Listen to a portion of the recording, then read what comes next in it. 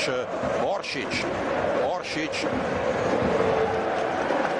i bit će kazneni udarac za Dinamo i kazneni udarac u 88. minuti za Dinamo.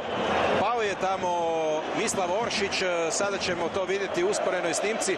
Pao je čudno i tako se ne pada ako nema udarca po nozi. Očito je tamo netko još od mađarskih igrača. Hajster ga je počistio i to je 11 metara za Dinamo.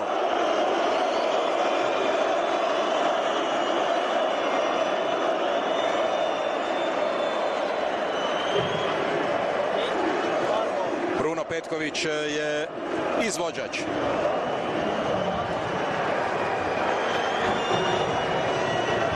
Hajster je zaradio i žuti karton. Mi smo u 89. minuti dvoboja.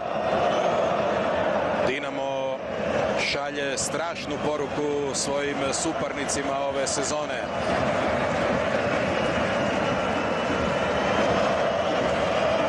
Petković i Dibus. I preko vrata je to u 89. minuti poslao Bruno Petković.